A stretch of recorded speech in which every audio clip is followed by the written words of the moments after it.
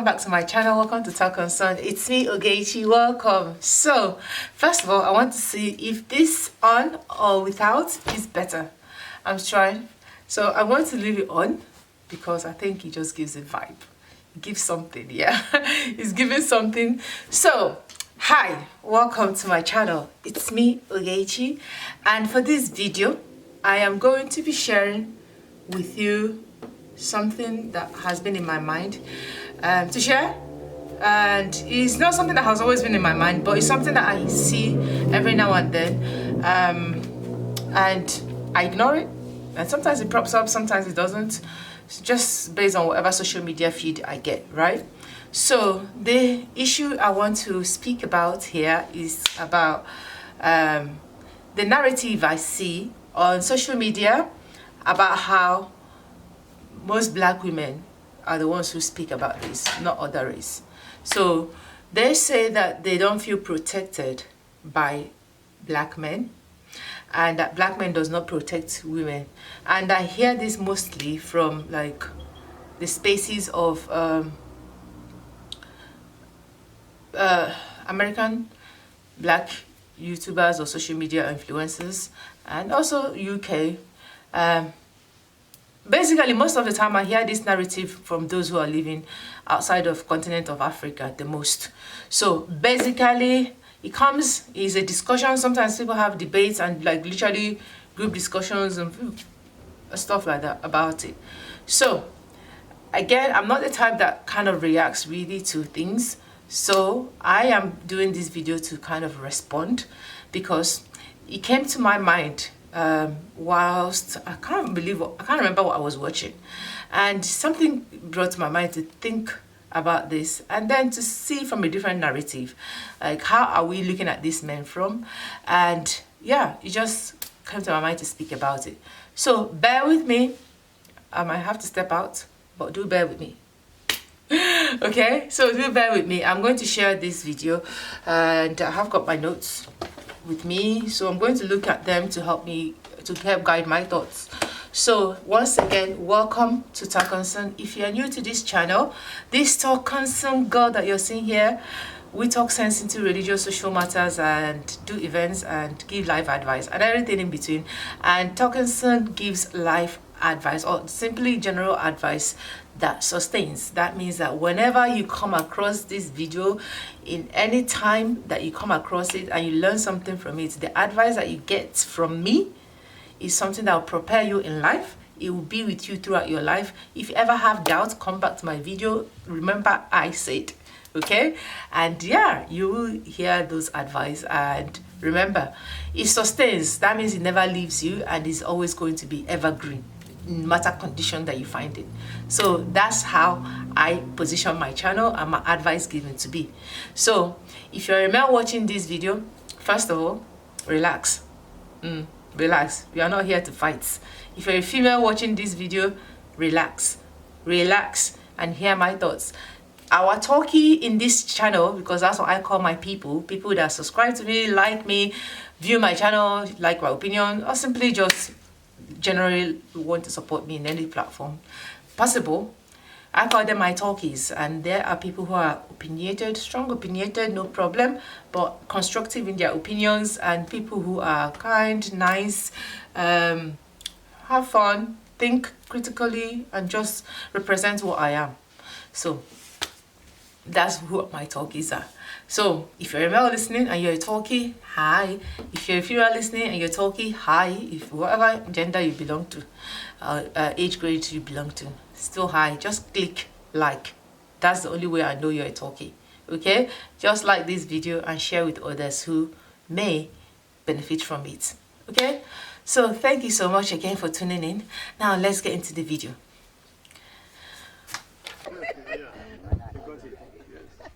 I am particularly happy that Ugochukwu and Chidima are getting married. Yes. Until last week, Ugochukwu was the youngest male child in this village. Until the gods blessed us with several male children. For some time now, the young men and the young women have refused to marry for fear that they will give birth to male children who would die. But today, the story has changed. The gods have smiled on us.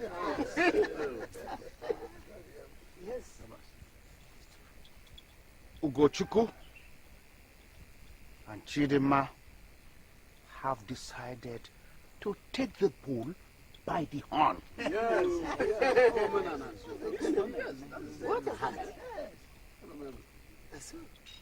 Ugochukwu, may the gods preserve and bless you and your bride. Alright, hi guys, so I'm back, and so we're going to get into the topic. Okay, so the video I remember that I watched was a Nigerian adventure movie type, and it's called The Land of the Dwarfs. So I will put the video and then I will narrate the video in this video, not all of it, but the parts I want you to learn and pick from, and I'll showcase the video whilst you see it. Okay, and then I'll also use other examples, real life examples, things that have happened to me and things that haven't happened to others. So the narrative that black men doesn't love black women or doesn't protect them is what I want, and doesn't protect them is the narrative that I want us to discuss or listen to, because I'm the one having the discussion, innit? Having the talk, are you just going to listen and have your own thoughts? If you want to get into the discussion, the comment section is there. Please use it wisely and just add your own 2 cents. I really like hearing other people's opinions, and it's no good if I do a video that really supports or works or speaks about things like that and you don't engage. How are you going to make other people know about this message, and how are they going to learn? How is the narrative going to change? So basically, do yourself a favor and do me a favor. Share this video and like it so that YouTube or any social media, if it gets promoted to, can share it and promote it more. So the first topic I want to address is that, first of all, I want to ask you, who told you that black men don't love you? Who told you that? That's the first point I want to make. Where are you getting your information from? What experiences do you have? And which alternative experiences can you use to balance your experience? There is a danger in single storytelling, okay? That's my thing. Who told you that? Like, literally, who told you that black men don't love you? Who told you that black men don't support you? Who told you that black men don't protect you? Where are you getting your information from?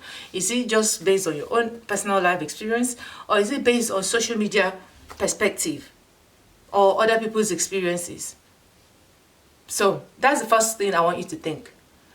Who told you that? Where did you learn that? There's some things that we need to start learning and unlearning, that relearning, so to help ourselves, because if you get stuck in that narrative, you're not going to get anywhere better with them, okay? Whether in friendship or relationship or anything otherwise. So first point I want to ask is, who told you that? First of all, where are you getting your information from? Okay, what experiences do you have? And is there any other alternative experience that can counteract your own experience if it's a negative experience with them? Okay, and remember, there is a danger in single perspective storytelling. Okay, so the next point I want to address is that the part is that you need to start reflecting. Okay, you need to first of all reflect on your relationships. Note that in relationship building, there is this theory, I can't remember this theory, where it tells you about, like, there are different ways of building relationship. Although it's talking at workplace, it is actually the same thing in real life. First of all is that we have different stages of relationship building. The first stage where you get to know people and then you're kind of being familiar and friendly with them. And then the second stage, it talks about the storming stage. The storming stage is like where everything is like so hard. Let's say you start having arguments, you start learning each other's personality, you start clashing, even crashing if I might add. And yeah, you just start having so much different opinions and things like that, which if you do not know how to cultivate a relationship and build a relationship like that, everything can just go like haywire and be destroyed. However, if you're able to overcome that stage of storming, just like a raging storm or water, you can actually get to the part where you now things start settling, and then you start enjoying that relationship, you start learning about the person, and you start relearning, and then you start building a good, healthy relationship with that person. So that's what I want you to think about. Yeah, so first of all, that's part of it. And then there's also this thing about thinking cap. Yeah, a thinking cap is where like there's different caps that it comes in different colors, and each cap has the different ways people think.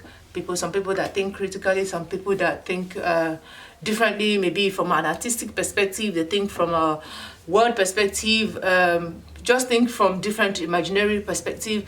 It's called thinking cap. I'll put the theory and the thing each cap represents as well, so that you know what it looks like. And the reason why I'm actually putting that thinking cap on is so that you know that everyone has different perspective and different ways that they look at things, and especially the men. The reason why I want to even put it is that the way women think can be different, very different from how men see things and perceive things and think about it. So note that also, talking about the men, the way a particular race of men think is different from another race. So even thinking of from a racial perspective, they may not see things the same way. Although there may be similarities in characters and behavior and in thoughts, they may not see it in the same way. So it's very important to learn about the men that you're talking about. In this particular context, we're talking about the black men. Okay, so think about that, and then ask questions. Okay, ask questions. Like if things happen, ask questions. Ask them questions. Like ask them like the questions that's burdening your mind. And if you cannot ask them, then listen to people that are already answering the questions, like on social media platforms like YouTube. Some platforms has where they think, tell you how they think and how they see things, and they also their issues and things that they go through. So one of them, I think this one, I'll put one. I think I like the conversations that they have there. It's run by Ebuka, and yeah, I like the way they're able to just share their own opinion and taking each other's thoughts and then discard the ones that they want to discard, support the one that they want to support, and just generally have a healthy conversation about their own experiences. It's called mentality. So yeah, I will put that also, the link in the description box. Look into it, it's really good. So that's another thing I want you to see. So this is still on the second point I want to address. Okay, you need to think about from a cultural perspective is another thing I want to add. This is all about reflecting on the second point, reflecting on relationships and the person way of doing things. So you need to think about the country, okay? You need to think about their experiences. You need to think about their homeland, okay? And how are they surviving in the country that they live in? Because most of these contexts I find, I'm not saying it, people in women in Africa do not say some of these things. I don't hear it a lot from them, because I guess it's where you have majority of you, then you see maybe those aspects of protecting and loving every day, and then sometimes you see the variation where some people are not doing that. So basically, when you are in a different context, of like in the Western world where I am, you need to really think about the experiences that these men are having in this place and how it's affecting them, how they are managing and navigating through it, so that you know them better and how to work and just build a relationship with them. Another thing I'll say is think about how you see a superhero. Have your way of seeing protection become perverse by the different cultures that you see in this Western world? For example, every race has their way of protecting, you know. If you don't know, there is different ways of protecting. Have it been perverse that you now have them think in this one box that this is how protection looks like? The first thing I want you to think for yourself, when you think of a superhero, who do you see? Who do you see? And then first of all, after thinking of who do you see, how do you see them saving? Okay? How do you see them saving?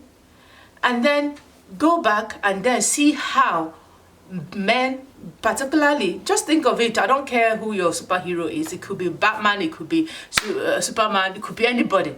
I don't care. I just want you to first of all think, before I even go into the nitty-gritties of things I want to talk about.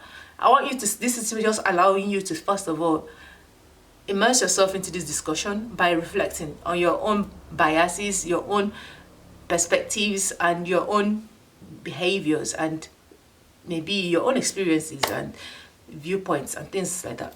So first think of it. You can even put it in your own mental notes what you think a superhero looks like. And then after that, go to the context of the people that you are referring to.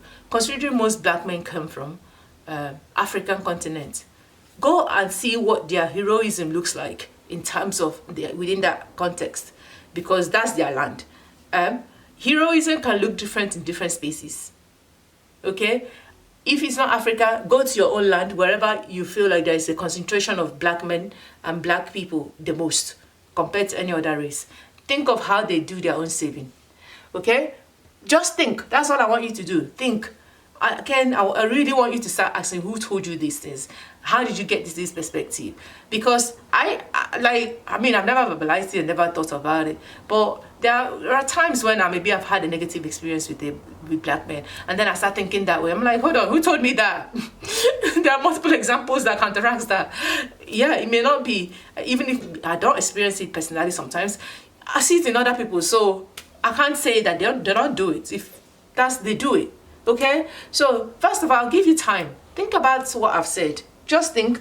And also then finally, another thing I want you to start thinking is how colonization has shaped and reshaped how these men do things.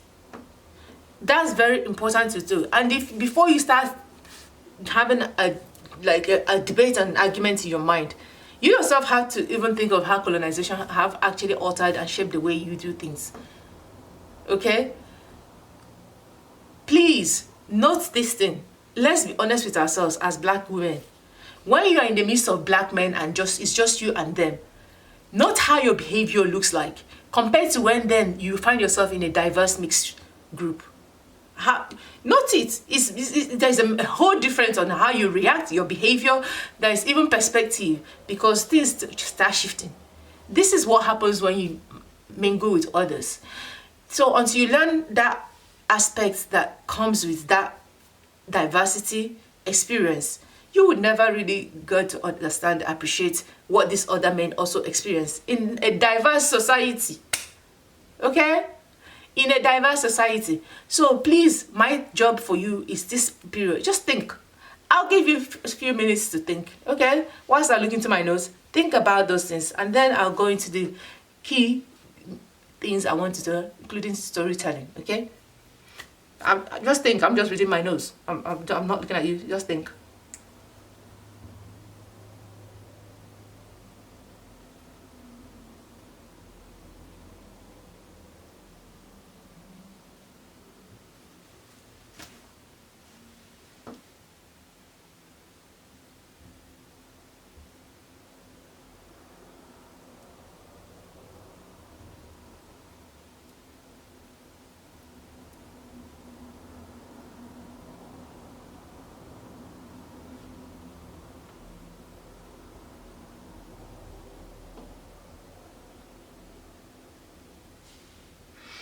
Alright, so let's get into the other aspect of this video I want to talk about.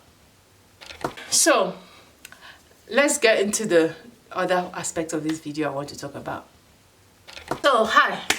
So now that you finish reflecting, okay, and thought about what I've said, let me start with a bit of storytelling. So first of all, starting from the video that I watched, okay. So I watched a video called The Land of the Dwarfs, and I also watched Igodo, which are both Nigerian adventure movies, quite classic old movies. You never get bored of them. I just enjoy watching them. Now, in this video, okay, during there was a calamity in the land, okay, and this calamity is that all firstborns, all male-born children in that land were dying out of something that they do not know, and they've tried to please the gods and try to do all they can, but yet when it seems like things is working out, it returns back to the men or the male born in that land dying.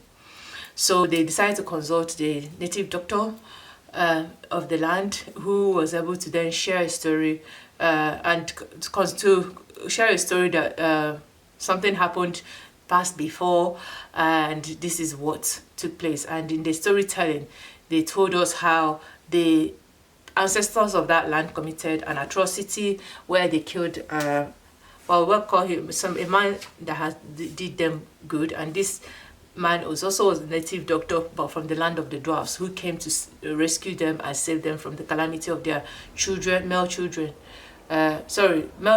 dying, I believe. And then the whole thing restarted again after, because the man was buried alive.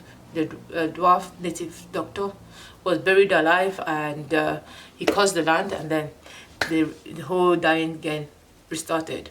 So basically, that's really what took place. Where are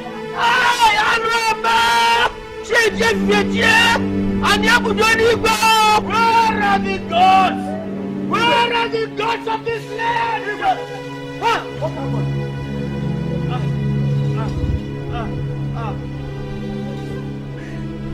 People of Umweze, in their lives, who would have been your next Igwe? Dead!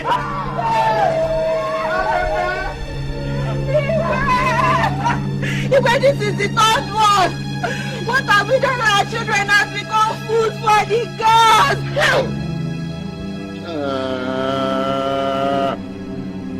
Igwe, for how much longer are we going to wait?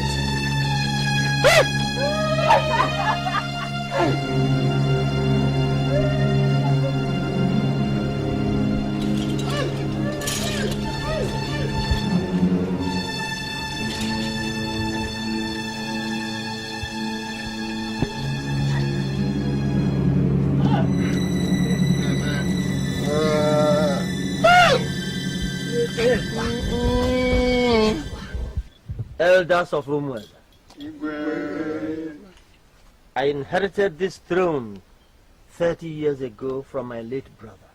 Today I am 60 years old, but I do not have an heir to whom I can hand over the kingdom when I go to join my ancestors. Since my brother's death 30 years ago, no male child born in this land has survived for more than 48 hours. It has been one sacrifice after another. I do not want to be the Igwe who led Umweze into extinction. God forbid. Just 9 months ago, we appeased the gods. They accepted our sacrifice. Yes. Now they have left the children to survive only for 1 week before taking them away. For how long shall we continue with this misery? For how long? Ofakawu, Igwe, what have we done wrong this time? What do the gods say? What is wrong with them? Igwe, I've been asking, and you know I've been asking. Then Ask them again! Ask them! Consult the gods. Let them speak. For how long shall we continue with this misery? We are tired. I am tired. We are tired. We are tired. We are not tired.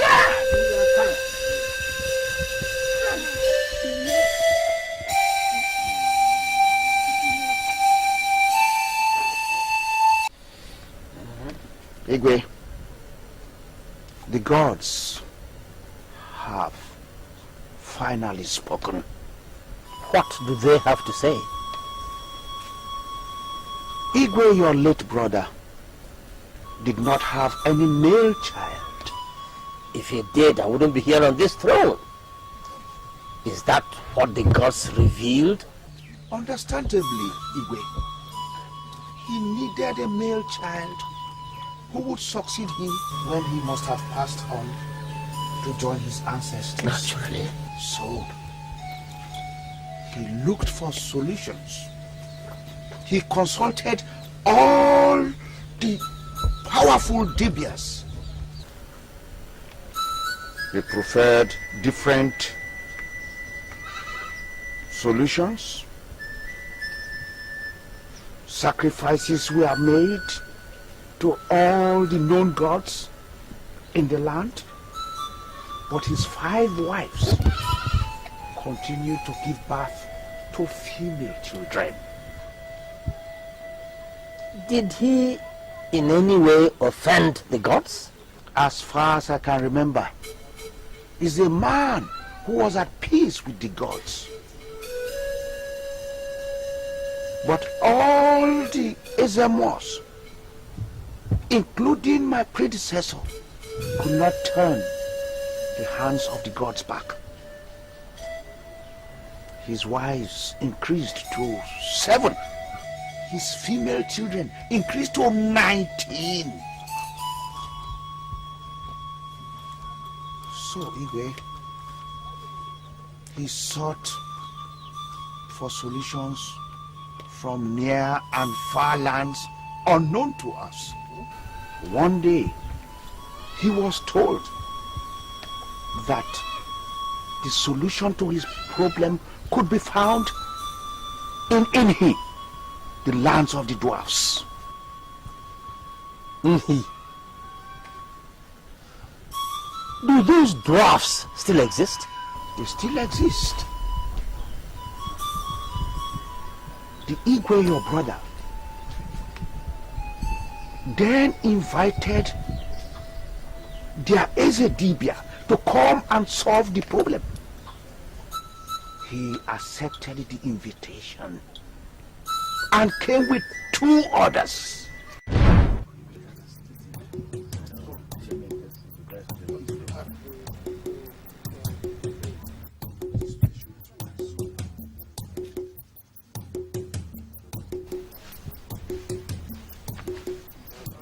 The secrets of the treetops are best known to the monkeys. Oh, Kalamba do Kalamo, we welcome you. 7 seas, 7 lands. That is a journey that is not done in a day. Dujem Madu Dujem, we know. Time was not created to be wasted, my friend. We are here. What do you require of the spirits? You have 19 female children and no male child, and that is why you've been worried. Yes, that's why I sent for you. Your wives, Igwe. My wives? Yes, your wives. Your 7 wives. Bring them out and line them up. Igwe, go sleep with your wives. You already have 7 male children.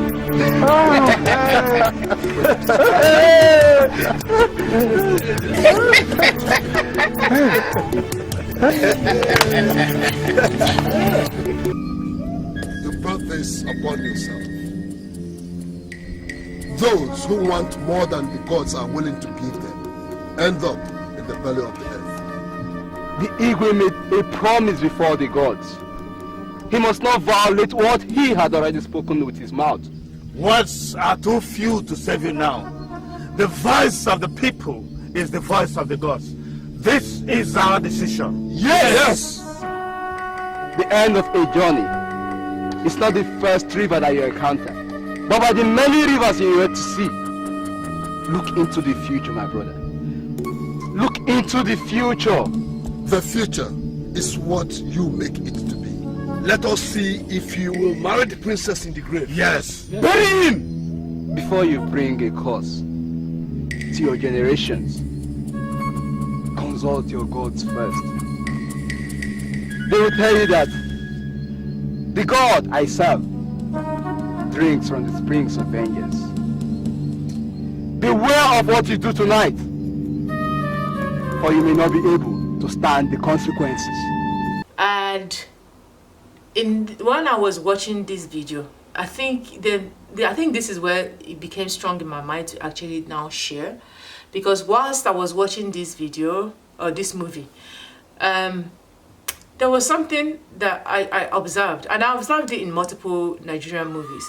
You know, when issues happen, let's say for example the mothers, when they lose their sons, they are crying and throwing themselves on the floor, like wailing, shouting, doing all these things, and just in general tears. And then usually, not just in this particular movie, but usually in classic old movies like that, they run to maybe the Igwe, which is in this context the king of that land, okay, to complain that this is what is happening, for him to help them. And the men and the Ichies of that land, Ichies are like the chieftains, to help you understand it from a Western perspective. So let's say for example the monarchy of that land is who they go to cry for, and then their cabinet members are the ones that are with the king and then having discussions, and then they are there crying and telling the Igwe, in terms of in this case the king and his chiefs, okay, what has happened, and just seeking for solution for him to intervene and do something about this. So as I was watching that, there was something I observed. So whilst the women were throwing themselves on the floor and crying and wailing, and this is a form of expression of sorrow for the women, right? So, and then the men were quiet as they observed. It's not that he didn't touch them. Obviously he touched them, but they were quiet as they observed, and they were there. Then told the women, so we're going to try and sort it out. And then the women went back to their home, and then they faced their meeting and the king, trying to find a solution. So they were always trying to find a solution to end this issue.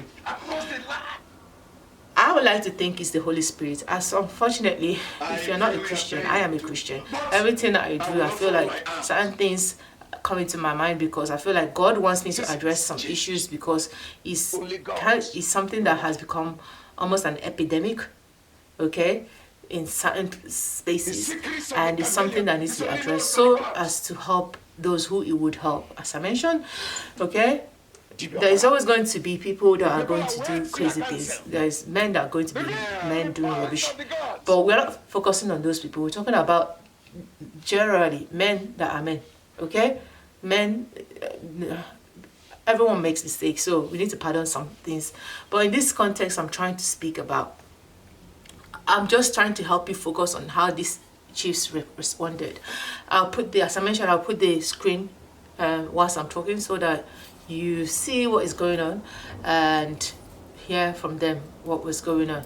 But I want you to first of all take in and observe how these chiefs or the cabinet men responded when the women were there.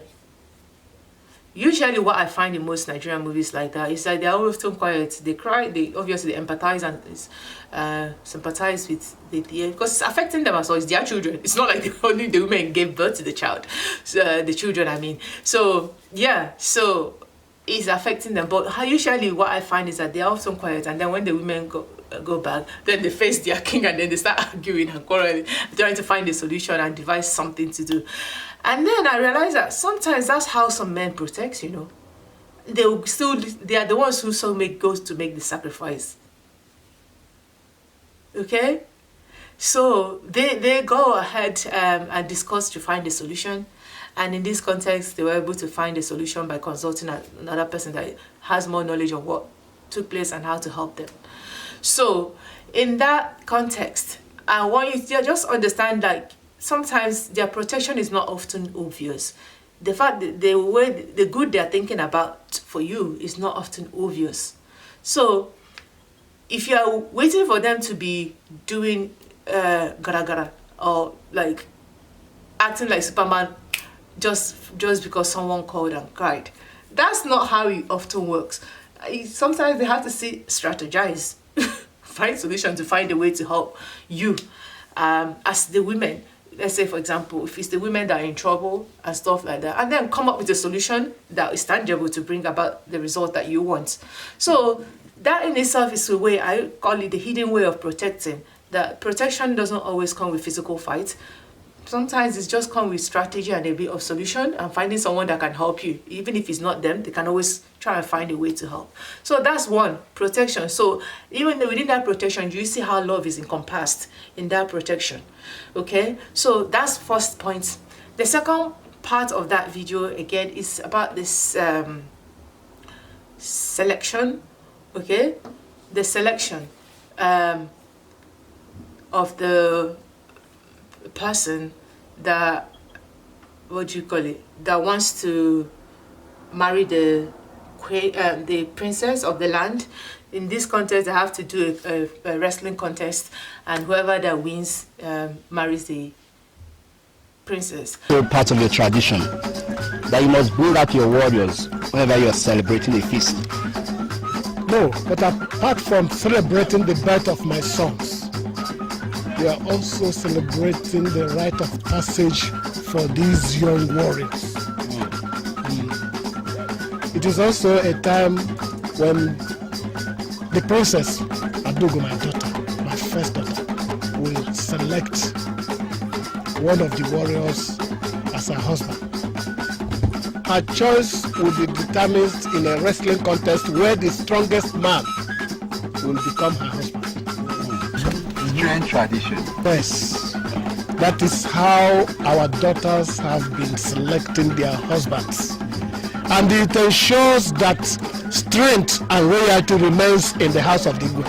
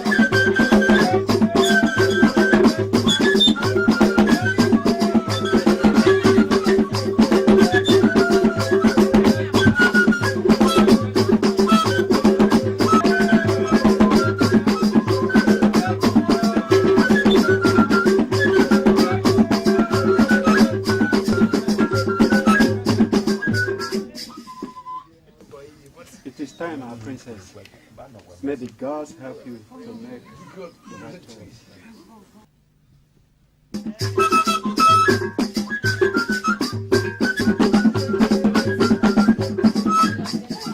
Warriors of Umeze, count yourselves very lucky indeed. But there is only one princess, and 4 of you must wrestle for her.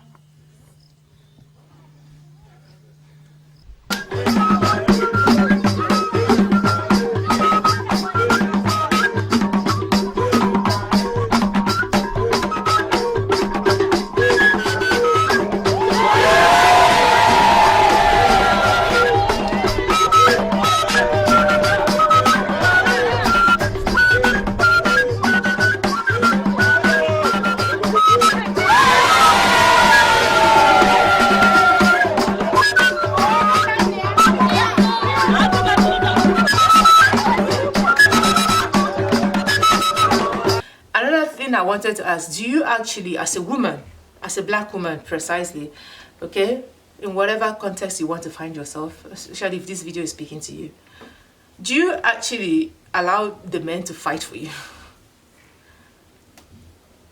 Have you actually allowed men in general? It doesn't even have to be just black men, but since I'm speaking about black men, do you allow them to woo you, to fight for you, to show their, it doesn't have to be physical fight, okay? But do you allow them to show their ability to protect you? That's really what I'm trying to say. Because then if you never allow the man to show you their ability to protect you, you go into a relationship with this person. When issues happen, you have not allowed the person to showcase that. So they may not even think that you need their protection. And also they may think that they can't even protect you. Because it's something that is not something that you have not ingrained in their mind to learn. So another thing you have to ask yourself, are you entering into a relationship? Are you allowing them to learn how to protect you? Okay? I've done a video where I was addressing married women. I really think if you're a married person, you better watch that video. Okay? Because there are certain things people miss and certain things you can relearn within your marriage and correct. Okay? So that it can be well with you. Have you actually allowed a man, generally, that wants to, let me say, court you for marriage, or even be girlfriend and boyfriend with you? Have you allowed the person to show you how they can protect you? Are you just going just like that? If a man has not shown any atom of ability to protect you, whether by deeds or action,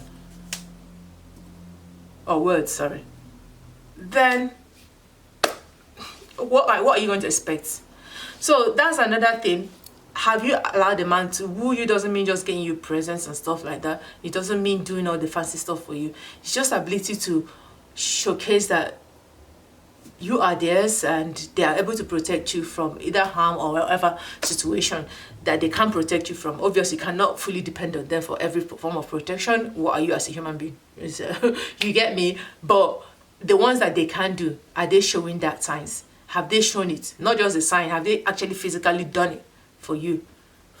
So that's another thing you have to think about. So here I'm asking you to look at your own way of also relating with these men. What have you experienced? Okay. Finally, in that video, they did their selection of men. Okay. Who were going to go for the adventure of saving the land and finding an axe that would be able to cut down a tree that was grown on the place where they buried the man and stuff like that, and then that their issues will stop. So they selected the men. What I found the most interesting there, I was like, hold on, all these men were of different sizes, different heights, different abilities. Some of them didn't even have what you call superhero qualities. One was so slim, he'd say to them, like, I'm not going to be included, because when they're selecting men, they're going to select men who are tough, big, strong, and stuff like that. So he didn't come for the selection, and then he was sent to say, no, you are needed.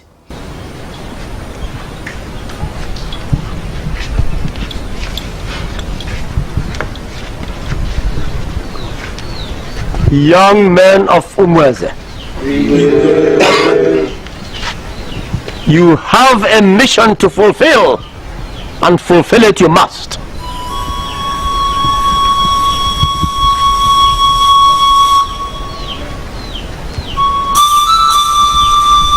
For years, some of you have proved yourselves as great farmers, great hunters, great wrestlers, and great warriors.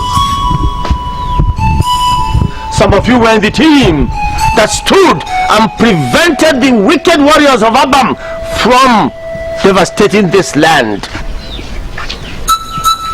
Only the gods know why they chose the rest of you to join this group. This is a journey to the land of the spirits. The gods have chosen you to deliver Umweze. The gods will guide you on your mission.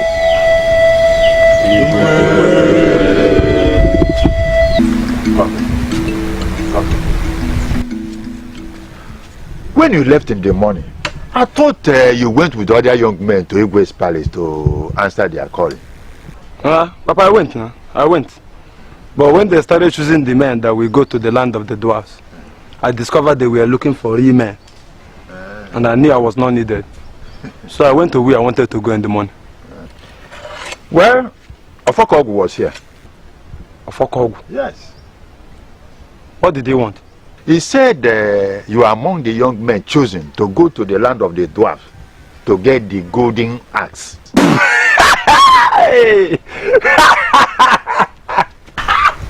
What is funny about it?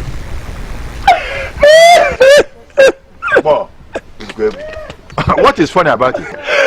Papa, the girls are finally gone mad. So I thought myself, but you told me you had to meet with the other young men at the Igwe's palace tomorrow. Me? Yes. Ikukuebu? Bam. Land of the dwarfs. Papa, there must be a mistake somewhere. It's not my own Ikukuebu. Well, I have told you. Make sure you are there. And if you then watch the full movie, you know that during that, you see he was needed because he was the one that saved their ass. Sorry, this way. He was the one that saved them from certain situations, okay? Because of that, they were able to succeed in their mission. And how, although he did not return because he was killed during that, but his impact and his thing was very important. And how did he do that? As some of them do. First, I can't remember the particular man, but I'll put him as a full focus on this video of who I'm talking about. The way he was able to do that was be able to befriend one of the dwarfs, okay? And one of the dwarfs was able to lead him straight to where they needed to get the axe. And he was able to, so his personality, his character, his wit, and his wisdom, and everything that he is about was what brought about this thing. And his kindness, because he was kind to the dwarf who was almost losing his life and stuff like that. So again, a man that is kind, isn't it? A man that is kind is the one that protects. A man that is not kind doesn't protect. They're always going to be as selfish. So that's why I say you need to look at the characters as well of these people, so that you know how to navigate the situations and also manage your own thoughts and views of black men, to be precise. So in this situation, it was what worked. So sometimes, how do we see superheroes? I say look at it from your own cultural, social context. Is that the same? How does saving look like? Okay, me that has come from Africa, I don't see people doing superhero stuff like where they're jumping through the roof, trying to do this stuff like that. Because in our own context, it's not something that has happened. If that's something that is not an issue, who's going to learn that? Okay, who's going to learn that? A superhero in the, like, let me say a simple example, is simply like a cases where, let's say, two men misbehaving, okay, against a woman. The other man call him to order. Oh, you didn't think that was protection? Oh, sorry.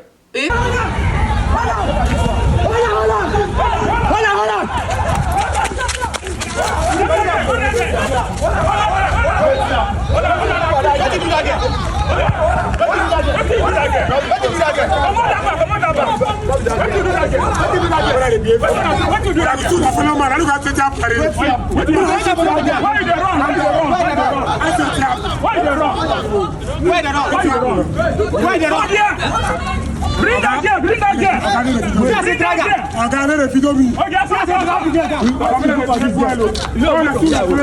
Where the motor?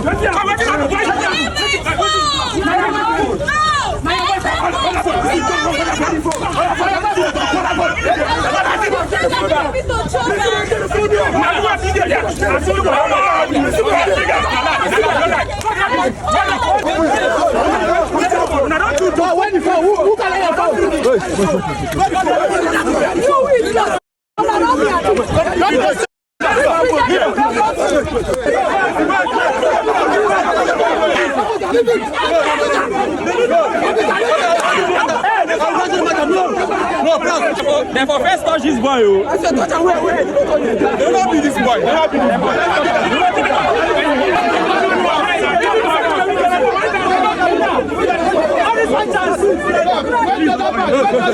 Who got the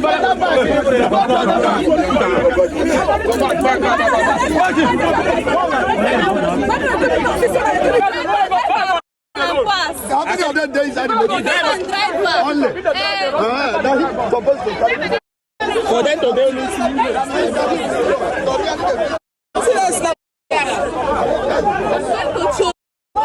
Your phone is ringing. Pick your phone, call your. Look at the guy, look at the guy, come inside. Look at the guy. Are you?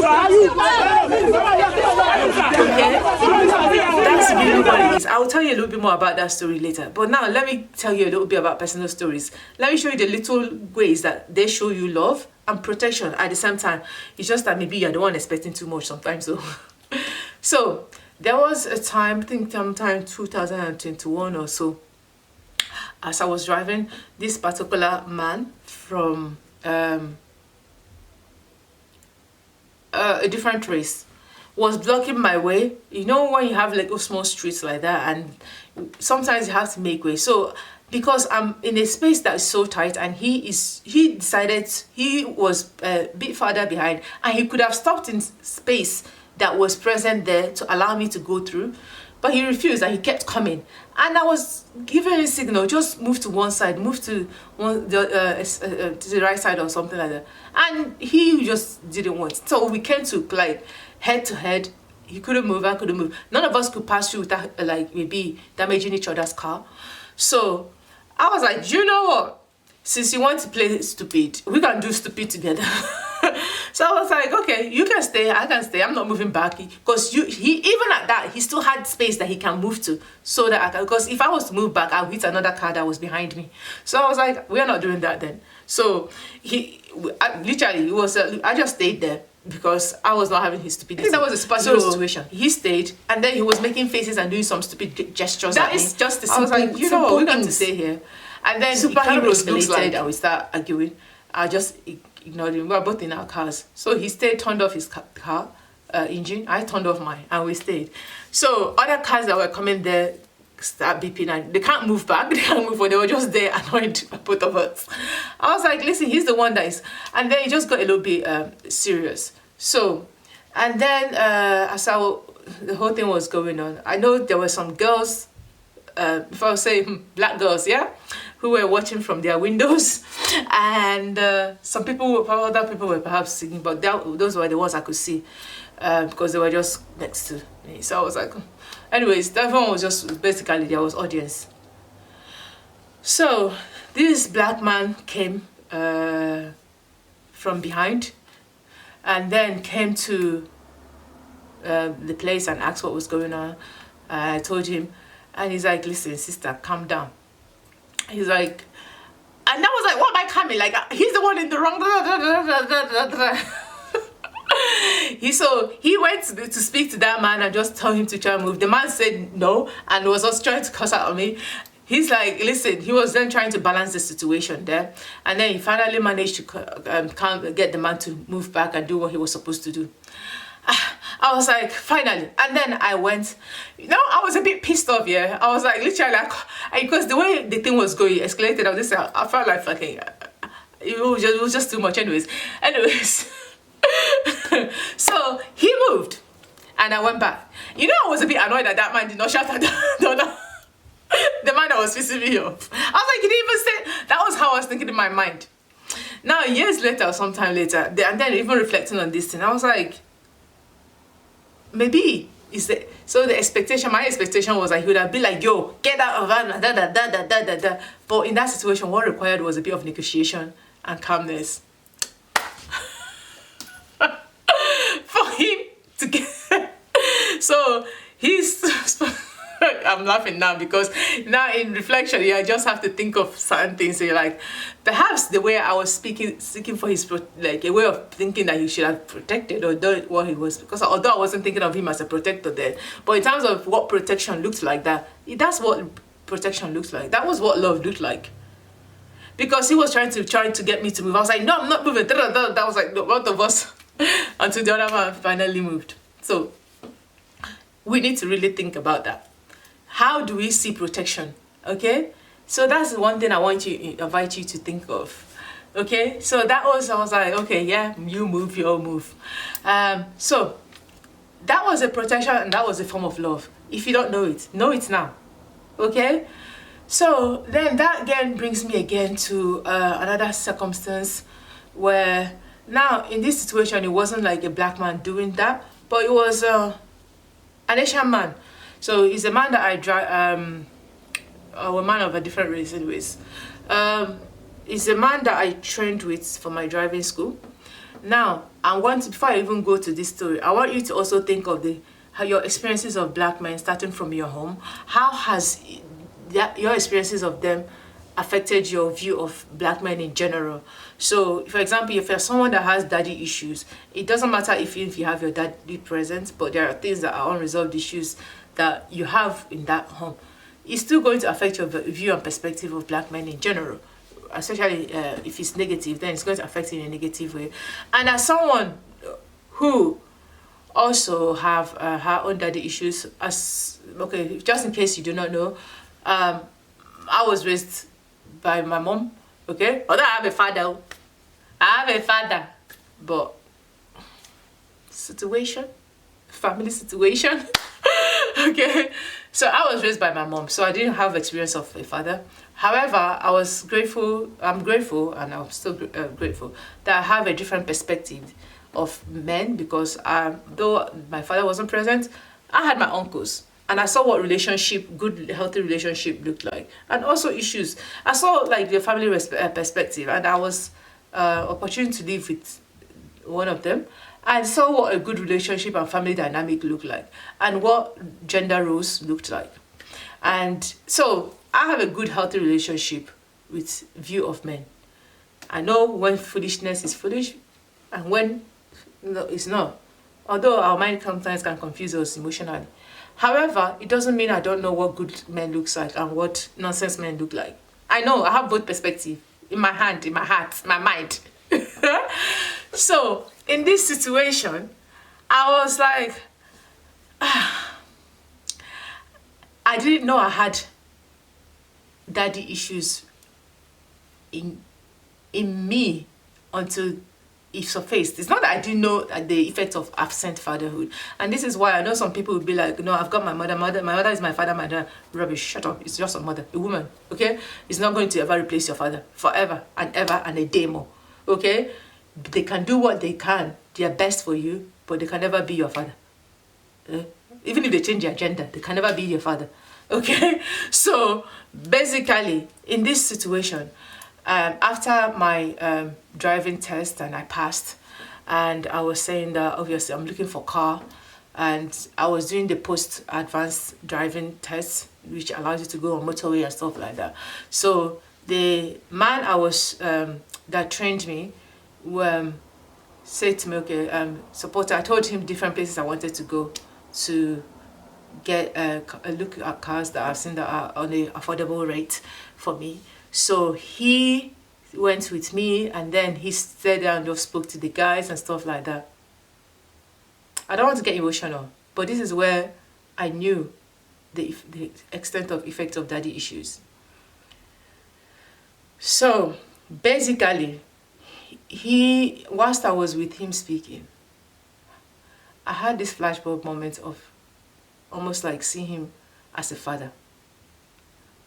Know that he was an older man anyways, with children that would if not older than me, that was a bit of me.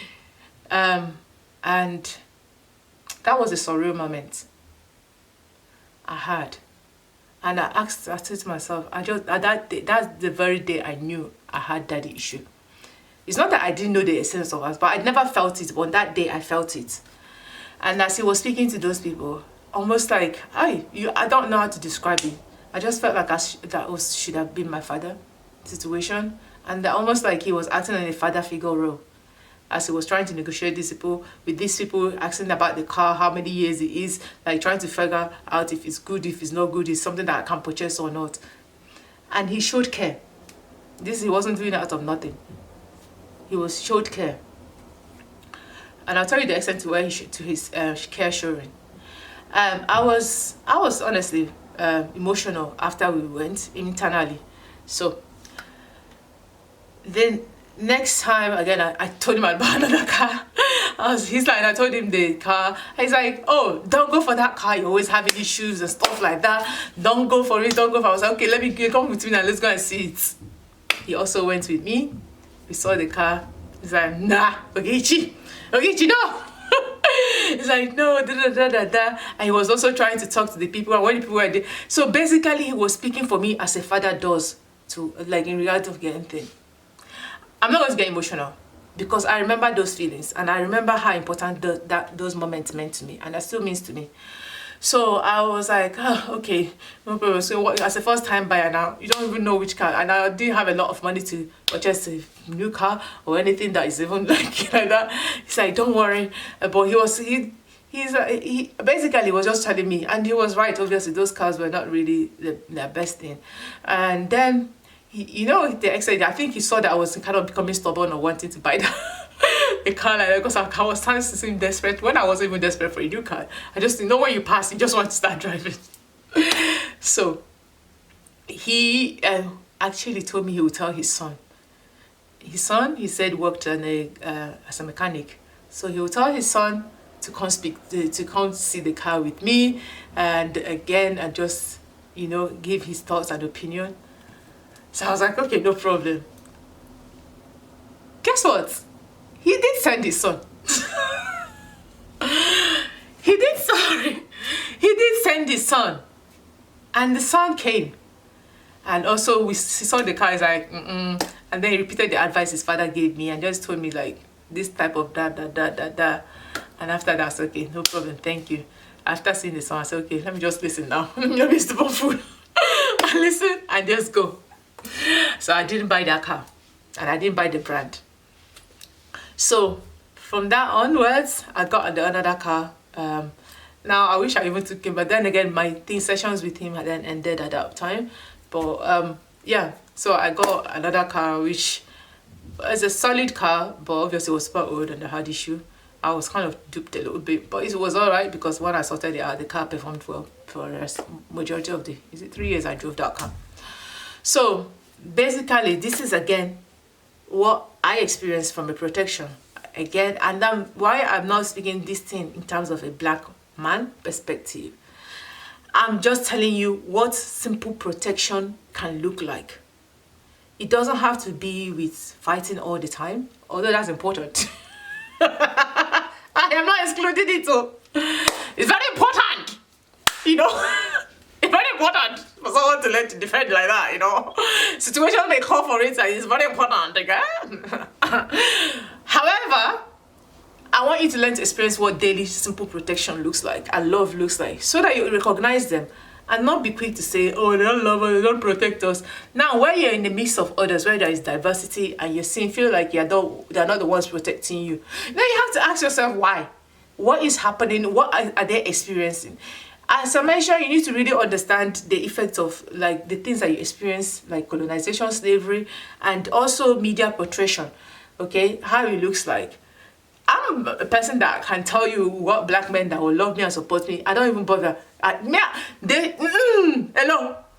If you don't discern them, I discern myself very quickly. I discern the type of men that will protect me. Hey, that's why when I'm in trouble, I look around.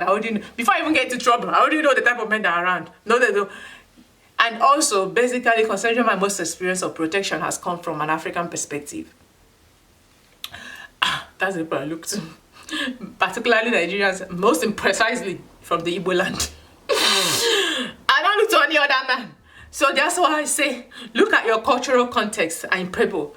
Doesn't mean I haven't found protection in other races. I have. Where either they advocated for me. Thank you guys. Don't worry, I see you people.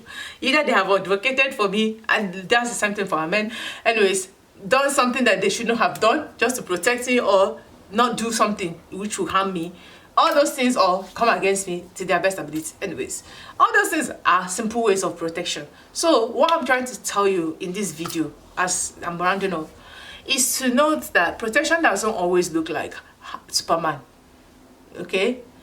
Protection doesn't always look like that. Protection can look in different ways. I may even explore this context a little bit more. But in this situation, I just want you to start reflecting and think in these ways. Okay? I'm not saying that I haven't had places where black men has maybe advocated, but within the context, I find that more within the context of Nigeria, not necessarily in this country. But then again, all depends where I find myself and where I'm going. Usually I find it more with the Nigerian women and precisely Igbo women. I don't see it from any other. They are men, to be honest. So again, that's what I'm saying. I do understand their own experiences, and also note that everyone way of doing things changes when they come in a different place, because then they're learning how you behave here. Because how you behave in Nigeria is not the same. For example, in your land where you're majority, it's not the same way you behave here. So because those values change and you have to adapt to your culture and the place that you are in. So to conclude, this is what I put here. I just wanted to put here, thinking of colonization, what I know is that since human creation, man has often thrived and survived on dominating each other. Okay, so you must learn to see slavery and colonization as one of them. This is me speaking to black men, so that you don't feel like you don't protect your women, because that's another thing that people want. This narrative is also trying to make you feel like, oh, okay, so black men don't protect them, then I don't. No, you do. Your men, you do protect your women, because if not, how, like I say, protection even looks like simply feeding your family. What do you think? Like, yeah, feeding your family, providing roof over their head, making sure they are safe. That's what protection looks like, love looks like. Okay, these are mundane protections that you do. So you do love your women, and sorry, my thing is about to die, so I'm going to try and round off this thing quickly. So you do love your women and you protect them. However, you need to think about the effects of these things when you're in the context of other places. There is this video I watched quickly on Facebook where a particular girl was talking about how a black woman was intent on helping her, okay, by ensuring that what she was using was given to her, not to another person that was of a different race. So it sometimes have to take those bold steps and just face it. Stop being afraid. I think that's what I do find some of you within the Western culture. You do have some level of fear that is not supposed to be there. But I understand what you're navigating to, because you're also navigating with men of here and the men of different cultures and stuff like that. It's a lot to navigate. Women are also going through the same thing. Just know we are all in the same boat. But your job is to know, I'm telling you in this video, that you love your women and you protect them and you can do more. And I'm telling the women that they love you, they can protect you, and they do protect you. Okay, so you must learn to see slavery and colonization as one of the effects of behaviors like this. Okay, why do you feel inferior when this is a way of human life? Okay, so even since Bible story, even before Bible, slavery and colonization has always been the same thing. Okay, those who say colonized you were also once colonized. Okay, they were also conquered, enslaved. Okay, their own betrayed them. Another thing I hear them like, this is just human behavior. Their own betrayed them. They realign themselves. The one thing you must learn to go past that situation, because that's what they have gone past. Okay, where they're now aligned with each other to a good extent. That doesn't mean they still don't do these things, but at least to a place where they're not doing so much against each other over others, if that makes sense. And then, yeah, so whilst you respecting every man of other race, don't downplay yours, okay? Your ancestors also enslaved and colonized. What am I saying that? Is that there was also power in that situation, okay? So don't be like as if this way they, no, everyone did it. So take power and the pride in that situation as well. You also, the only difference, you didn't go to another, a different race to go and colonize. You did it in your own context of African continent, okay? So basically, your ancestors did the same thing. So I don't understand why you feel inferior, like, oh, they're colonized, Stop it. Everyone did it. It was the order of the day, back in the day, okay? And if you doubt me, now think of like how many kings has been killed within the UK context.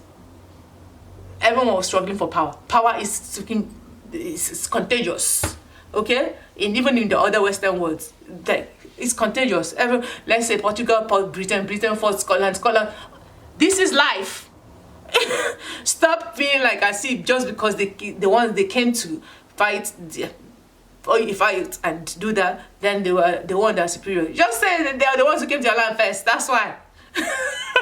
Who came your lives first? So basically, the one will be dead first. Rest, honestly, I don't even see those things as issue. So the major difference is timing and distance of travel. Basically, sorry, the main aim of slavery has always been the same thing. So that is always going to be the same, to conquer, overrule, and then. So if you understand that, you shouldn't even be stressing yourself. So where you live and you are a minority, even if you're a majority, and think of your own experiences. For example, with the women, okay, in that experience, your women, okay. So perhaps the focus should be on how you can grow out of that cage of thinking that just because you were colonized and enslaved, then you cannot speak out. If that is the case now, the Jews can never rise their head ever in this life. Because human being there, 400, I think, try it now, 400 for one country, and that's an African country. Respect yourself. So which part of you makes you feel inferior? Respect your minister. And they didn't just do Jews, they did many other people. Do you get? Basically. Yeah, so basically, come out of that thing. There's nothing inferior about you people. There's nothing inferior about the way it's so you view yourself. Rise above that nonsense. It's stupid. Just the only time I feel inferior is where I'm like the only person and there's a ability of people. That's because now that's inferiority in number. But that doesn't mean I feel inferior internally. Because okay, you do what you want to do majority of the time. Okay, so however, you need to understand how the culture that men that you, because you're also not that you're also looking at fighting the men that are in the land, any land that you come from, you're living in, if it's not your own land. So and that's vice versa. If they come to your land, it's really, this is life. Why are people stressing about these things? Anyways, trust me, I would like to generalize, and as other Nigerian men say, like no man, I repeat, no man, no other race, okay, can tolerate. And I'm telling this to black women. Okay, as my Nigerian men to say, no man of any race can tolerate you as a black woman in your full context like your men do. No man, I repeat it, no man on planet Earth would ever do that. Okay, in the same way for them, no man on planet Earth would tolerate both your shortcoming and your glory. In the same way, a black man would do.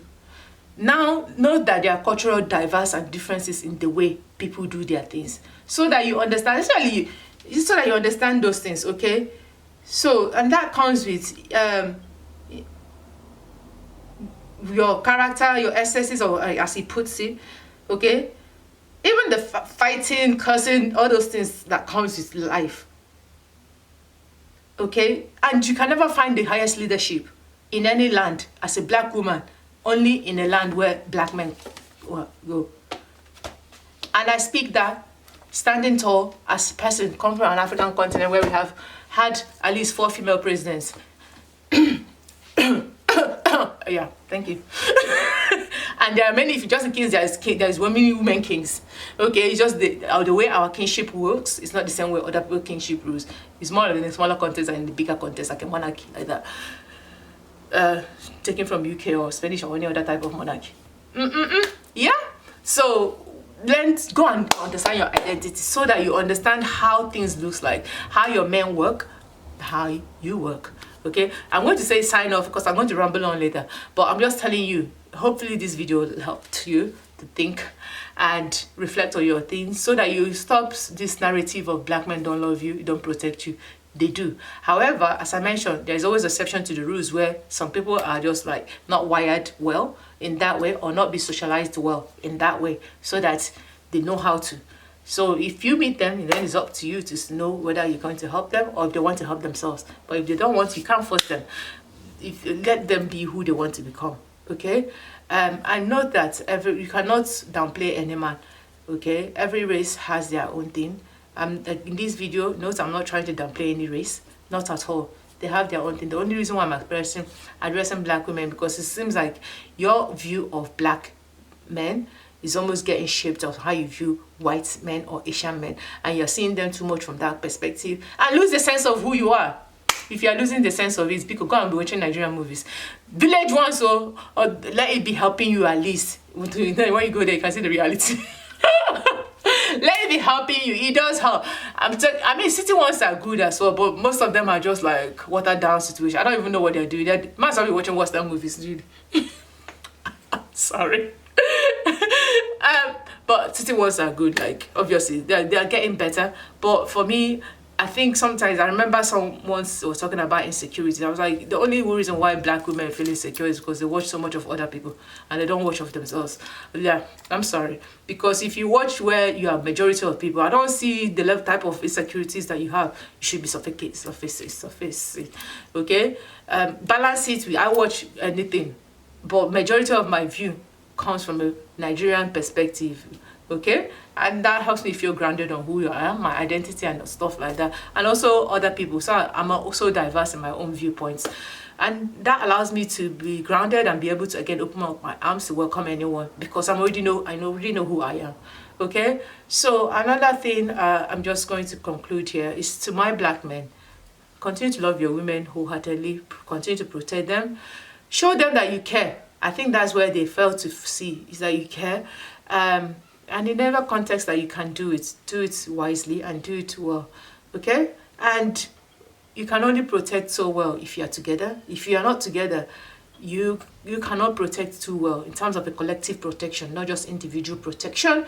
That's really what I want to promote in this video. Collective, where they're not seeking for you. They're not, like, where they're not the one matching for you, you can match for yourself. They can support you. Just like civil rights movements, everyone can come together. That's different. They can support you in different ways. That's literally, they don't have to, literally, because what I'm finding is where it's almost like within the Western world, is the women fighting for you people. And now you need to also talk about women. You need to know when you come from a culture that is matriarchal, than is patriarchal. That will really help you to know how these things happen. Because most of the time I find that men that come from matriarchal homes are not mostly the protector, it's usually the women. So if it's your culture, then it is your culture, right?